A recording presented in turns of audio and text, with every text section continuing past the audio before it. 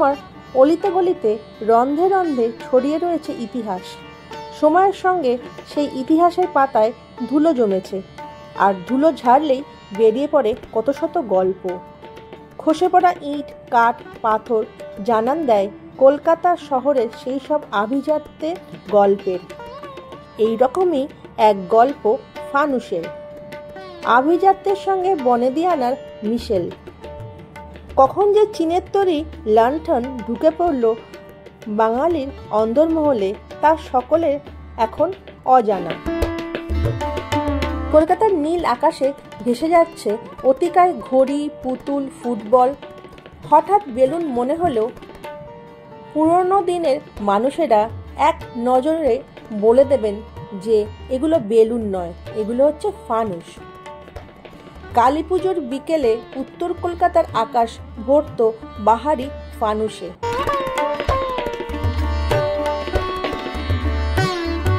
High friends, welcome back to my channel. আজ আমরা চলে এসেছি ভোলানাথ ধামে। এখানে কালী পুজো উপলক্ষে ফানুস ওড়ানো হয়, সেটা দেখতেই আমরা এখন পৌঁছে গেছি ভোলানাথ ধামে। ভোলানাথ দত্তবাড়ি কিংবা ভোলানাথ ধামে দুর্গাপুজো নিয়ে নতুন করে বলার কিছু নেই। পুজোর পাশাপাশি এই বাড়িতে ফানুস ওড়ানোর প্রথাও বেশ বিখ্যাত। পুরানো কলকাতার ইতিহাস ঘাঁটলেই পাওয়া যায় একসময় কলকাতার সুতানুটি অঞ্চলে কালী পুজোর দিন বিকালে প্রায় সব বাড়িতেই ফানুস ওড়াবার রীতি ছিল। পরবর্তীকালে সময়ের সঙ্গে হারিয়ে গিয়েছে তা। কলকাতার ফানুস আসে ইংরেজদের হাত ধরে। হাতে গোনা যে কয়েকটি বাড়িতে আজও তা বিদ্যমান, তাদের মধ্যে অন্যতম হল ভোলানাথ দত্তবাড়ি। কবে থেকে কলকাতার আকাশে ফানুস উঠছে তার কোনো লিখিত প্রমাণ নেই, তবে শোনা যায় 1912 সালে দর্জিপাড়ার দে পরিবার কলকাতায় প্রথম ফানুস ওড়ায়।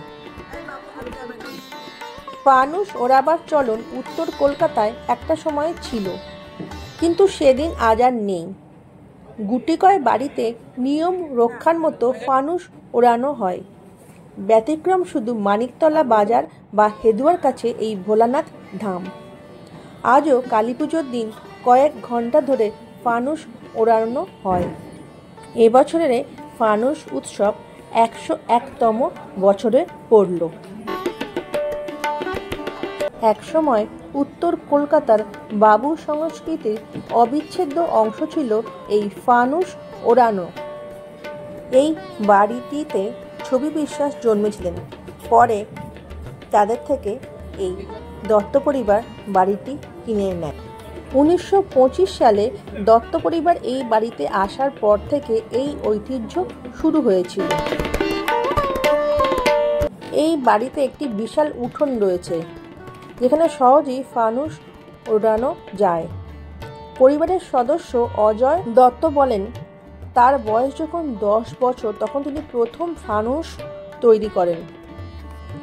তাদের বাড়ির প্রথম তলার বারান্দায় ফানুস তৈরি করা হতো সেই সময়, আর তিনি তার বাবার থেকে এই ফানুস তৈরির কৌশল শেখেন। গত 6 দশক ধরে তিনি এই ফানুস তৈরি করে আসছেন। আগেই বলেছি, ফানুস ছিল বাবুদের বাবুয়ানির চিহ্ন। একসময় বিদেশ থেকে আনা হতো ফানুস তৈরি উপকরণ। কালী পুজোর দিন 10 আগে থেকেই শুরু হয়ে যেত এই প্রস্তুতি। তুলোর বল অথবা নুটি তৈরি করে তা ডুবিয়ে রাখা হয় স্পিরিটে। তারপর কালী পুজোর দিন বিকেলে হাওয়া দিয়ে ফুলিয়ে নুটি বেঁধে তাতে আগুন ধরিয়ে পুড়িয়ে দেওয়া হয়।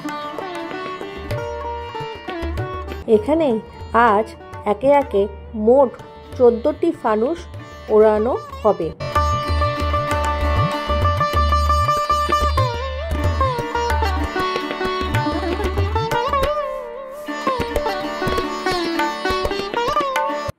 ঘড়িতে এখন 2টো বেজে গেছে। চলে এসছে প্রথম ফানুস।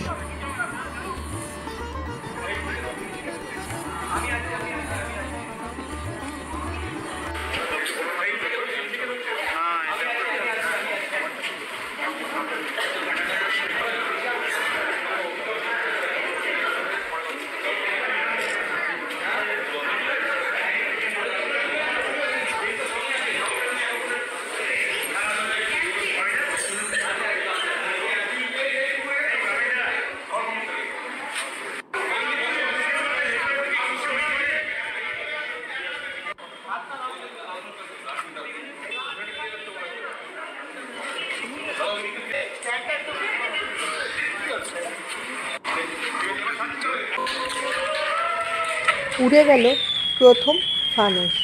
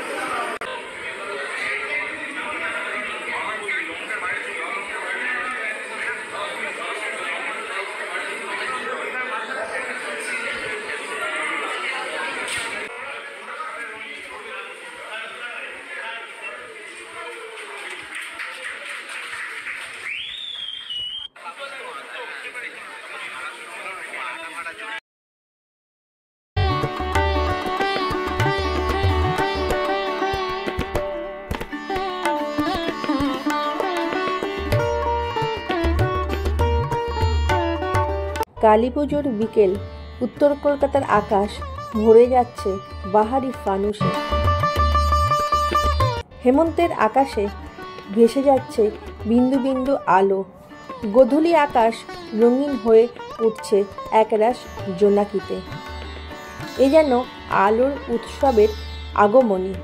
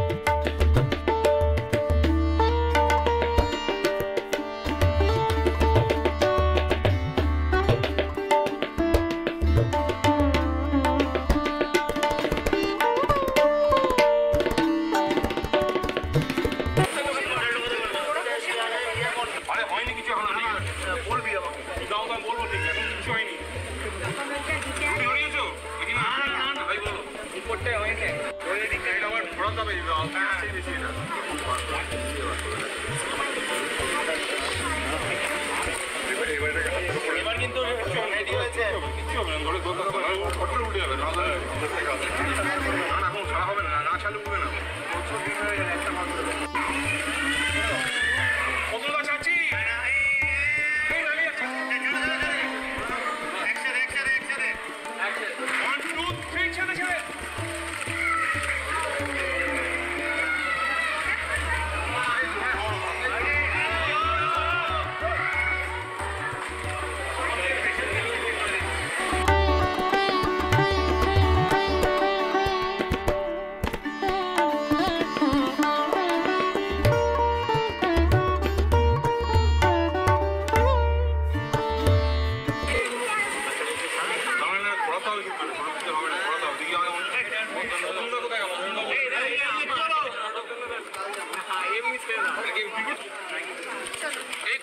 পাঞ্জাবিটা লাগবে আমি কি করবো এবার ছাড়ো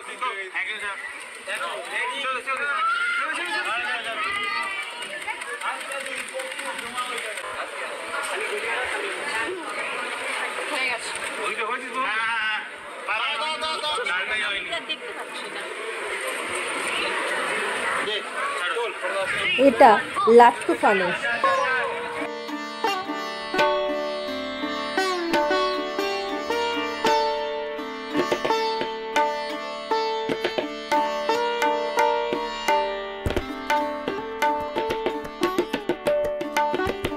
আগেই বলেছি, ফানুস প্রথম তৈরি হয়েছিল চীনে। পরবর্তীকালে পর্তুগিজ বণিকদের হাত ধরে তা ছড়িয়ে পড়ে ইউরোপের বিভিন্ন দেশে, আর তারপরে পৃথিবীর নানা প্রান্তে। চীনে কিন্তু এই আকাশ লণ্ঠন মোটেই উৎসবের অঙ্গ ছিল না, বরং তা ছিল বিপদ সংকেত। যুদ্ধে শত্রুপক্ষের আক্রমণের মুখে পড়লে সাহায্য চেয়ে আকাশে উঠত ফানুস। আবার গৌতম বুদ্ধের কাহিনীর সঙ্গেও ফানুসের যোগ আছে। প্রবারণা পূর্ণিমা বা আশ্বিনী পূর্ণিমায় বৌদ্ধ সম্প্রদায়ের মানুষেরা আকাশে ফানুস ওড়ান। অনির্বাণ মুক্তি লাভের জন্য তাদের এই আয়োজন। আবার আশাপূর্ণা দেবীর বাবা শিল্পী হরেন্দ্রনাথ গুপ্ত প্রতি কালী পুজোয় শখ করে ফানুস বানাতেন এবং তা আকাশে ওড়াতেন। আমাদের এবারের ফানুসটি একটি বড় ঘড়ির আকারের। ঘড়ি উড়ে গেল আকাশে।